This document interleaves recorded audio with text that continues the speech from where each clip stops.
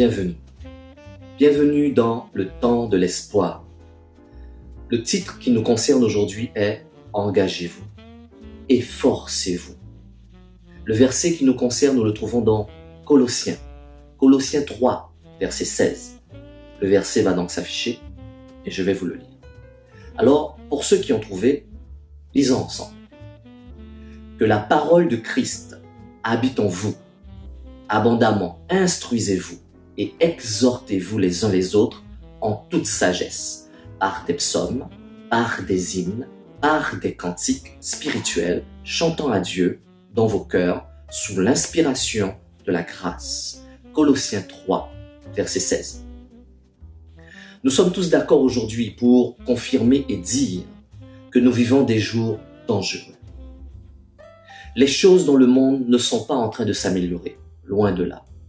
Et je crois que c'est pour cette raison que récemment, après un temps de jeûne et prière avec ma famille, le Saint-Esprit m'a communiqué un message urgent à mon cœur, car il m'a dit la chose suivante. Engagez-vous, efforcez-vous dans une relation plus étroite avec Dieu.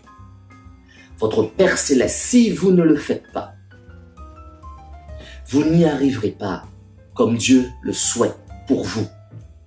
Quand vous le ferez, vous verrez plus de manifestations de la part de Dieu que vous ne pouvez l'imaginer. J'ai cru comprendre dans un premier temps que ce message est pour moi et ma famille.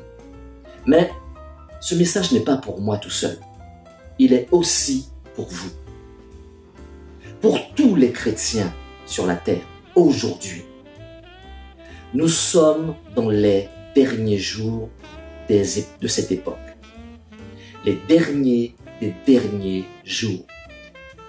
Jésus-Christ revient bientôt. Ce n'est pas une plaisanterie. Tous les croyants le savent et le ressentent au fond d'eux-mêmes. Jésus-Christ revient bientôt. C'est une période extraordinaire, mais c'est aussi une époque dangereuse. Ceux qui ne font pas ce que le Saint-Esprit leur dit, selon sa parole, la parole de Dieu. Ceux qui n'avancent pas dans le Seigneur, toujours selon sa parole, vous allez de désastre en désastre. Ils iront de problème en problème.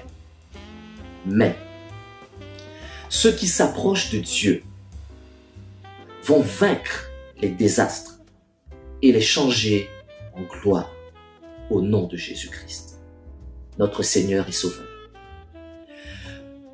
La première étape pour se rapprocher de Dieu, c'est d'abord de réaliser que pour connaître Dieu, c'est d'abord dans sa parole. Pour connaître Dieu, c'est d'abord dans sa parole. Sachez que le temps passé à écouter, à lire, à méditer le Nouveau Testament, c'est du temps passé avec Jésus-Christ. Oui, beaucoup de gens ne réalisent pas cela.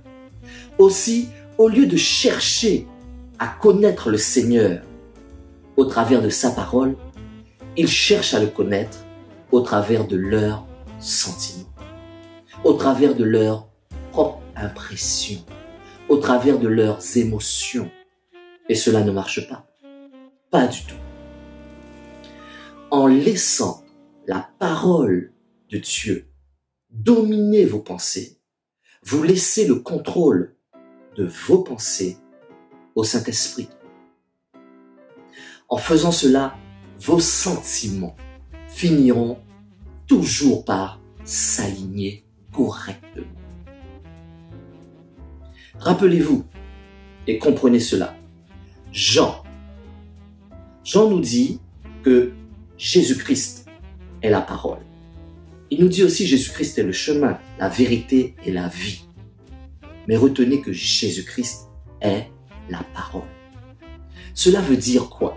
Cela veut dire que lorsque vous passez du temps dans la parole, vous passez du temps avec Jésus-Christ. Lorsque sa parole habite en vous, selon toute sa richesse, Jésus-Christ habite en vous par le Saint-Esprit, selon toute sa richesse aussi. À partir de maintenant, n'allez surtout pas de désastre en désastre. Prenez ces désastres et transformez-les en gloire au nom de Jésus-Christ. En écoutant la parole, la Bible audio, en lisant la parole, votre Bible en main, en la méditant, en réfléchissant sur la parole. Avancez avec Jésus-Christ, avancez dans la parole et vous traverserez ces jours dangereux facilement. Que vous soyez fortifiés et bénis. Et je vous dis à très bientôt pour un autre temps de l'espoir. Merci.